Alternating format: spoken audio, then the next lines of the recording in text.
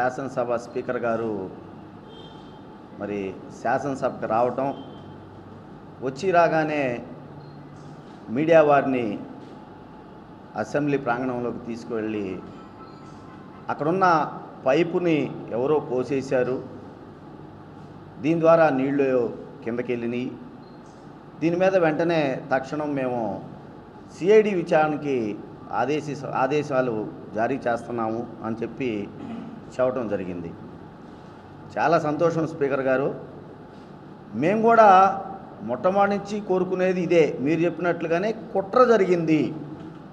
అయితే ఆ కుట్ర ఇవాళ ఏదో వర్షం కురిసి లీక్ అయ్యి కిందకి కుండపోతగా నీళ్లు గారిన దగ్గర నుంచి కాదండి. అసలు శాసనసభ ప్రాంగణం నిర్మాణం దశ నుంచి కూడా కుట్ర జరుగుతూనే వచ్చింది. అసలు దీనికి ప్రతిపాదనలు ఎవరు తయారు చేశారు, ఎంతగా తయారు చేశారు, ఏ కాంట్రాక్టర్కి ఇచ్చారు, ఆయన ఏ సబ్ కాంట్రాక్టర్కి ఇచ్చారు, ఎటువంటి నిర్మాణాలు జరిగినాయి, ఆ నిర్మాణాల దశలో ఎటువంటి అవకతవకలు తప్పులు జరిగినాయి. చివరికి ఈరోజు లీక్ వరకు కూడా తక్షణం మీరన్నట్టుగా సిఐడి విచారణ కాదండి, దీని మీద సిబిఐ ఎంక్వైరీ జరగాలి. సిబిఐ ఎంక్వైరీ అయితేనే ఉన్న వాస్తవాలు మొత్తం కూడా మొట్టమొదటి నుంచి ఉన్న నిజాలు, చంద్రబాబు నాయుడు ప్రభుత్వం చేస్తున్నటువంటి అవినీతి, రాజధానిని అడ్డం పెట్టుకొని చేస్తున్నటువంటి ప్రజాధనం లూటీ మొత్తం కూడా బయటకు వస్తాం జరుగుతుంది. కాబట్టి సిఐడి విచారణ కాకుండా సిబిఐ ఎంక్వైరీ వేయమని చెప్పేసి మేము కోరుతా ఉన్నాం.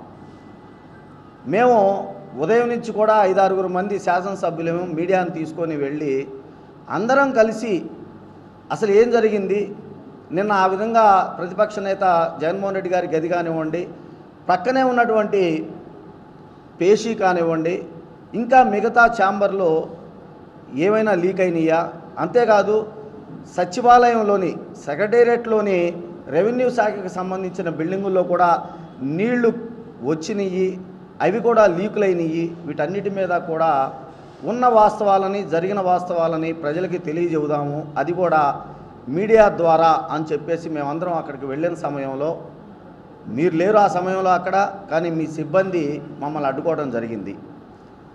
ఎమ్మెల్యేలను అయితే లోపలికి తీసుకువెళ్తాము, మీడియాని మాత్రం ఎట్టి పరిస్థితుల్లో మేము లోపలికి రానివ్వమని చెప్పి చెప్పడం జరిగింది. మేము చాలా స్పష్టంగా అడిగాము, మీకు ఎందుకంటే భయము, ఉన్న వాస్తవాలను బయటికి చెప్తారు కదా అని. వాళ్ళు చెప్పిన మాటలో, సిబ్బంది చెప్పిన మాటలో వింటే చాలా ఆశ్చర్యం వేసింది. ఎందుకంటే ఒక ఆయన డిప్యూటీ సెక్రటరీ గారు అంటారు, జగన్మోహన్ రెడ్డి గారి గది తలుపులు తీసి ఉండటం వల్ల గాలికి వర్షం నీరు వచ్చిందండి అని చెప్పేసి ఆయన చెప్పాడు. నిన్న రాత్రి అయితే సిఆర్డీ కమిషనర్ గారు అలాగే చీఫ్ ఇంజనీర్ గారు వాళ్ళందరూ కూడా ఏసీ పైపు లీక్ అయ్యి దాంట్లోంచి వాటర్ వచ్చిందని చెప్పి చెప్పడం జరిగింది. మీరేమో ఇప్పుడు ఎవరో ఒక పైపు పైన కోసారు, ఆ కోసిన పైపు ద్వారా నీళ్ళు వచ్చినాయి అని చెప్పి చెప్పడం జరిగింది. మేము అడిగాం మమ్మల్ని, ఒకవేళ మీరు కనుక వస్తున్నారు స్పీకర్ గారు, మీరు వస్తున్నారు అసెంబ్లీ మొత్తం కూడా చూపిస్తారు మీడియాకి అని కనుక మాకు ఏ చిన్న వార్త చేరవేసినా మేము కూడా మీతో పాటు ఉండేవాళ్ళమే.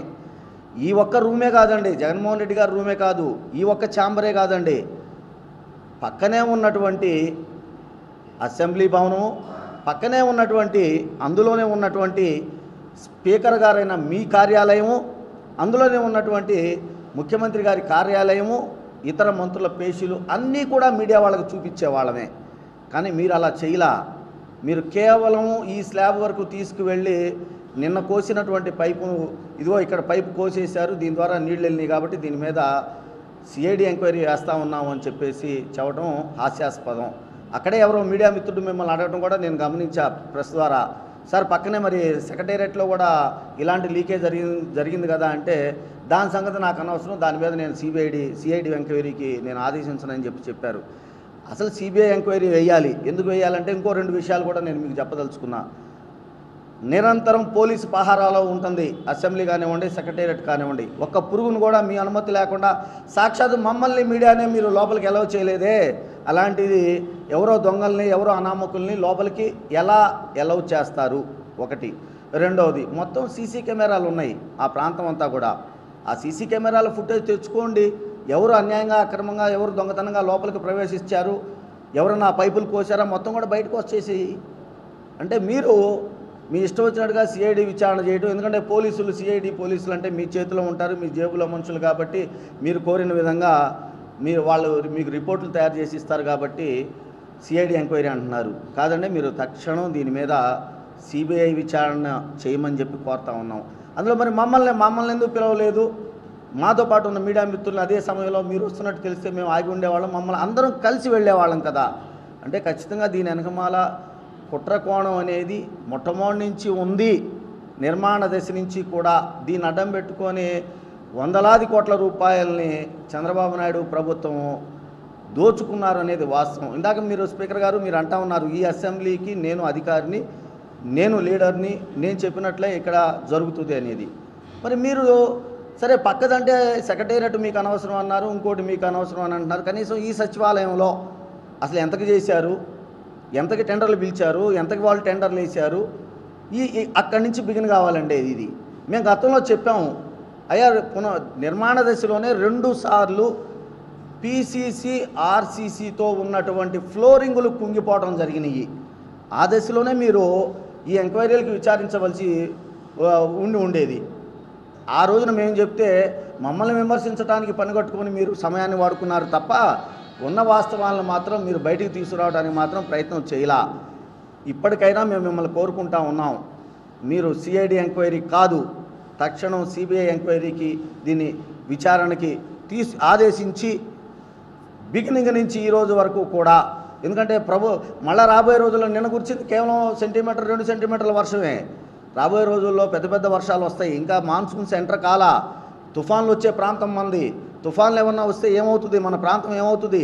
వీటన్నిటి మీద తక్షణం సిబిఐ ఎంక్వైరీ వేసి మీరు ప్రభుత్వం చేసినటువంటి అవినీతిని, చంద్రబాబు నాయుడు చేసినటువంటి అవినీతి దగ్గర నుంచి ఈ పైపుల వరకు చేసినటువంటి ఇప్పుడు జరిగినటువంటి లీకుల వరకు కూడా మొత్తాన్ని తీయమని చెబుతా ఉన్నాం. మరొక విషయం స్పీకర్ గారు, మీరు మర్చిపోయి ఉండి ఉంటారు, మీరు కేవలం ఇందాక